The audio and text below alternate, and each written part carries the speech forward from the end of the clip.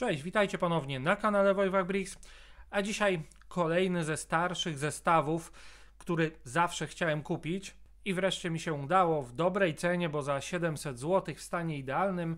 Jest to zestaw z 2016 roku, Clask Xerion 5000. Zestaw jest na licencji, co w tamtych czasach było rzadkością, ale akurat w 2016 roku był taki wysyp zestawów na licencji, bo było jeszcze Porsche, pierwszy super samochód w skali 1:8, no i jeszcze była licencja Volvo.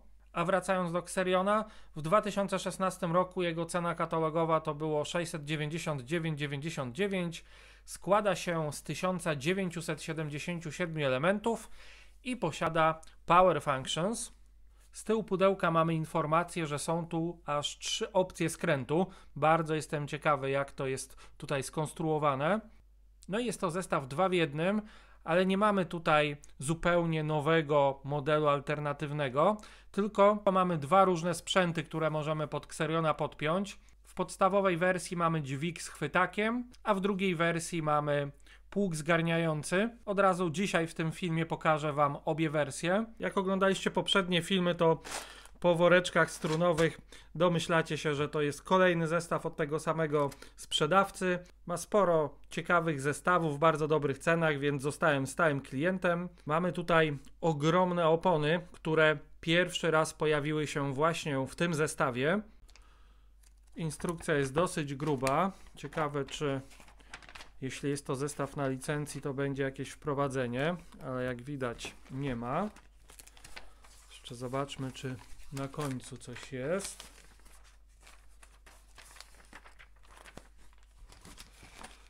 Tutaj mamy pokazane wszystkie funkcje. No, dosyć sporo ich jest. A, jest tutaj prawdziwy Xerion. Tutaj jeszcze pokazane są te 3 opcje skrętu. No i pierwszy super samochód w skali 1:8. Zestaw na licencji Volvo.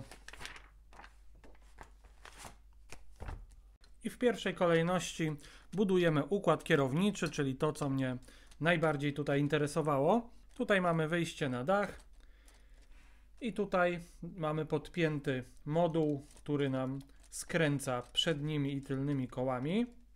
Tutaj mamy wyprowadzenie do przedniej osi.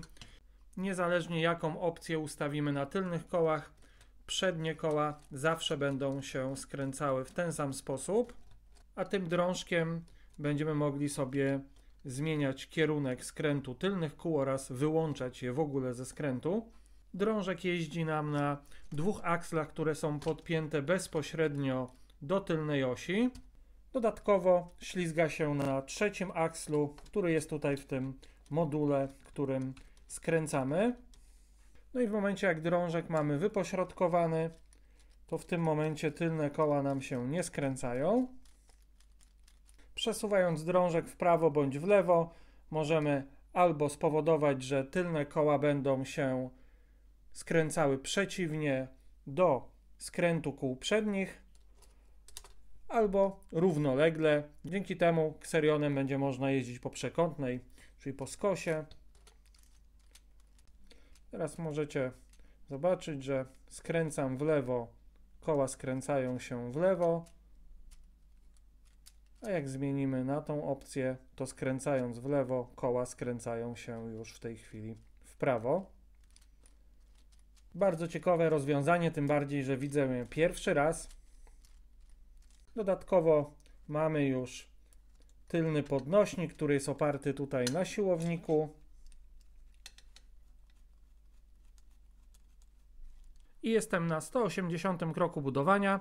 Mamy już zbudowany cały mechanizm do obrotu kabiny. Ta funkcja jest napędzana silnikiem. Jak widzicie, idzie sobie tędy. I tutaj będziemy mogli sobie zmieniać kierunek obrotu kabiny. Tak to wygląda z drugiej strony. Założyłem na chwilę tutaj 2, żebyście mogli zobaczyć zmianę kierunku. W tej chwili obraca się w prawo, a po zmianie obraca się w lewo. A tutaj dołem wychodzi nam moc do wprawiania w ruch funkcji sprzętów, które możemy podłączyć zarówno z przodu, jak i z tyłu. No i jak widzicie, jest też już przednia oś. One w tej chwili już są ze sobą połączone.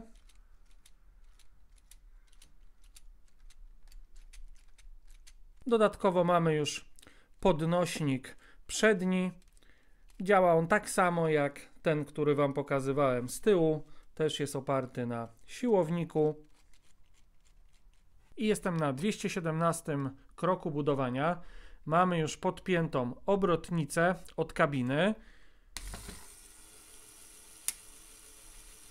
Tutaj będziemy mogli sobie zmieniać kierunek obrotu.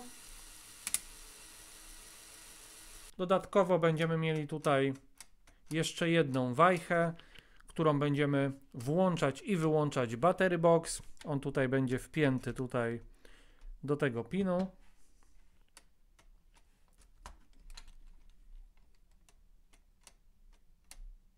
Muszę Wam powiedzieć, że jak do tej pory cały proces budowy jest fenomenalny.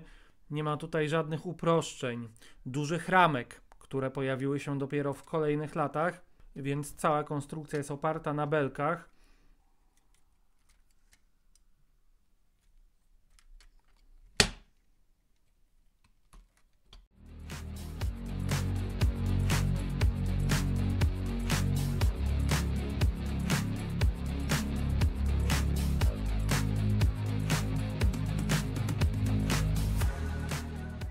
Xerion jest już gotowy, fenomenalny proces budowy i tak jak w przypadku ciężarówki do przewozu drewna, tutaj również cały czas coś się dzieje, cały czas budujemy mechanizmy, funkcje. Już wiem, że po tych dwóch starszych zestawach chcę więcej, na pewno zmieni mi się też punkt odniesienia, jeśli chodzi o cenę najnowszych zestawów z serii Technik. Teraz ewidentnie widzę, w jak złą stronę poszła obecna seria Technik.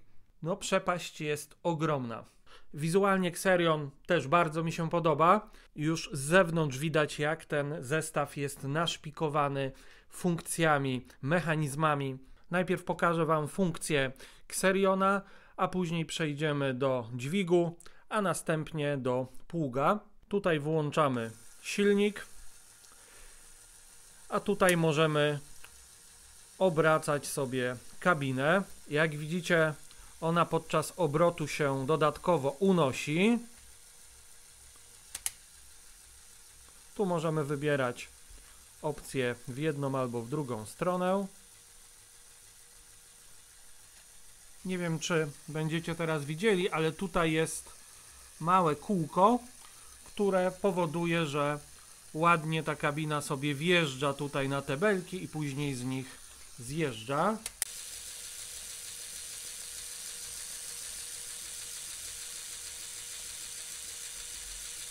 Przez to, że ona się lekko unosi podczas obrotu, to jak widzicie, raczej za kabinę nie da się podnieść Xeriona. Ta kabina jest dosyć luźna. Tutaj z przodu mamy przeciwwagę złożoną z 4 paneli. A tutaj podnośnik, który możemy sobie oczywiście opuszczać i podnosić. Tak samo działa on z tyłu. Niezależnie, który sprzęt sobie podepniemy i czy z przodu, czy z tyłu, możemy sobie tymi podnośnikami tutaj sterować. No i najciekawsza moim zdaniem funkcja, czyli zmiana opcji skrętu. W tej chwili mamy skręt tylko przednich kół. Teraz zmienimy sobie opcję skrętu. I jak widzicie, już przednie i tylne koła skręcają się przeciwnie do siebie.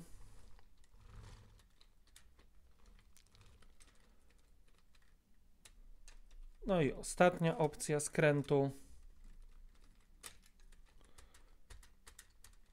I w tej chwili możemy jeździć sobie po przekątnej.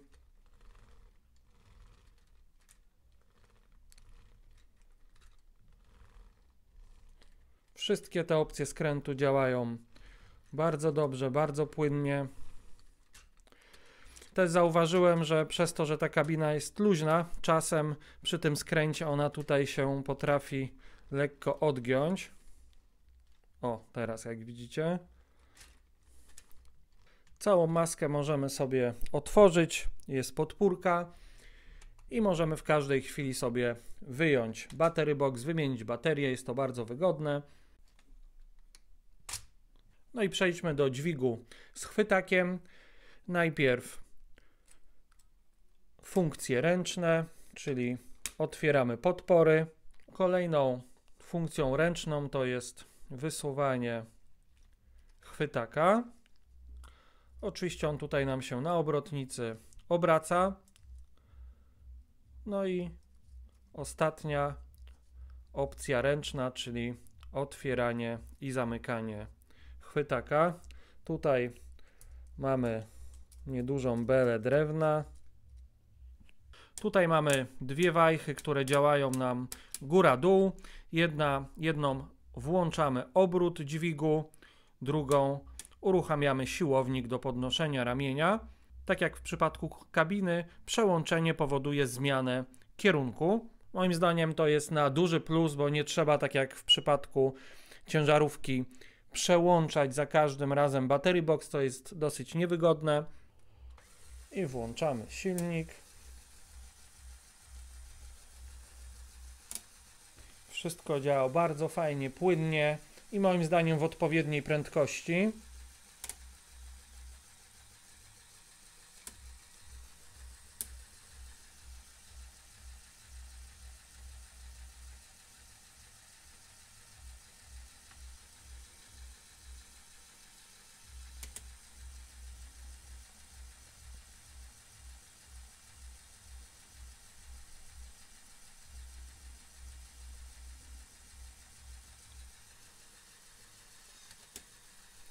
No i oczywiście chwytak nam dojeżdża do samej ziemi. Pług budujemy z dźwigu i z przeciwwagi. Teraz pokażę Wam, jak to się wypina. Wyjmujemy koła zębate do sterowania. Podnosimy te dwa elementy. Następnie wysuwamy te dwa elementy, które są tutaj na akslach. I w ten sposób sobie wypinamy przeciwwagę. Dokładnie w ten sam sposób wypinamy również z tyłu dźwig. Czyli wyjmujemy najpierw to, później podnosimy te dwa elementy z obu stron i wyjmujemy te dwa i już mamy wypięty dźwig. I jak już wypiąłem dźwig, to sobie zajrzyjmy tutaj do tych mechanizmów. Tutaj mamy podpięcie do silnika i tutaj jeśli chodzi o przekładnię, to wygląda to dokładnie tak samo jak w przypadku kabiny. Dopóki nie uruchomimy tej funkcji, to możemy sobie również ręcznie ten dźwig obracać, nic nas tutaj nie blokuje, jest tak jakby na luzie. I teraz jak uruchomimy go, to ta funkcja idzie nam do góry, tutaj przez małe koło zębate i zejście z prędkości, idzie na dół, znowu mamy drugie zejście z prędkości, następnie idzie nam tutaj do góry i do obrotnicy, gdzie mamy trzecie zejście z prędkości.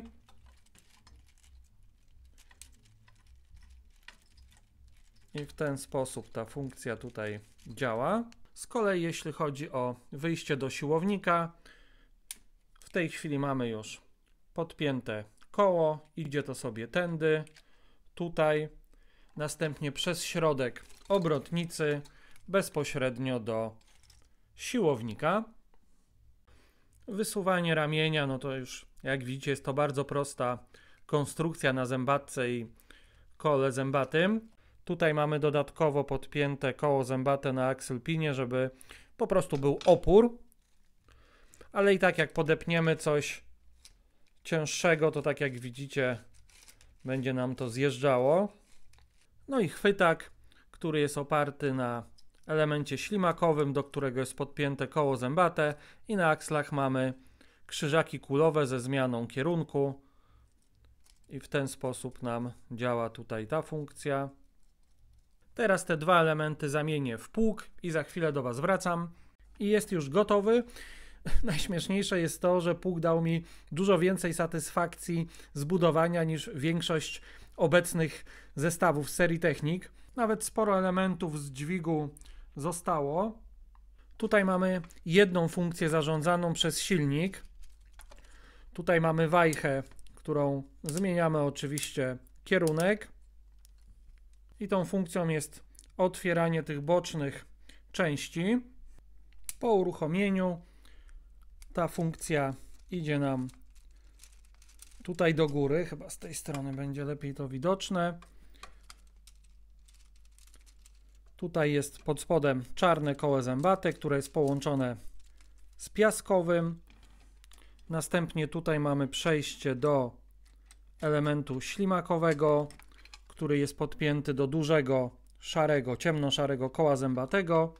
Następnie tutaj mamy wyprowadzenie i po obu stronach mamy podpięte krzyżaki kulowe i za pomocą tych wygiętych belek otwieramy i zamykamy te boczne części. Dodatkowo mamy jedną funkcję ręczną opartą na siłowniku i ta funkcja będzie nam zmieniała kąt zbierania. Żeby podpiąć pług, wystarczy, że odegniemy tutaj te elementy. Musimy wpiąć wyjście do silnika. To jest chyba najtrudniejszy moment tutaj podpinania tego sprzętu. O, udało się. I mamy już pług podpięty. No i zobaczmy, jak to będzie działało. Włączamy silnik.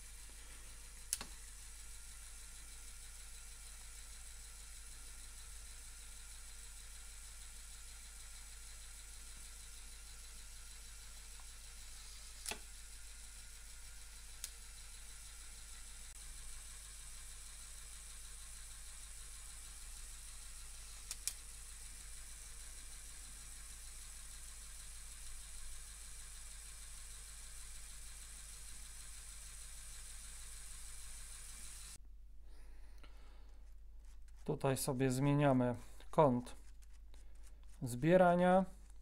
A, zapomniałem podpiąć tutaj kół zębatych, którymi możemy jeszcze sobie podnosić i opuszczać ten pług. No i jeszcze pokażę Wam środek kabiny. Mamy tutaj kierownicę, komputer, fotel.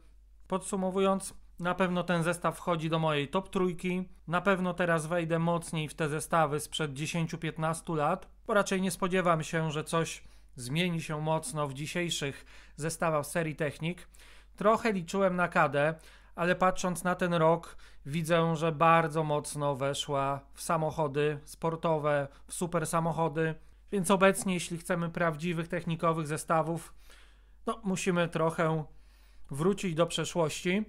Jak zwykle jestem ciekawy, co Wy sądzicie o tym zestawie, co myślicie o tym obecnym kierunku serii Technic, a na dzisiaj z mojej strony to wszystko. Trzymajcie się i do zobaczenia w kolejnych filmach.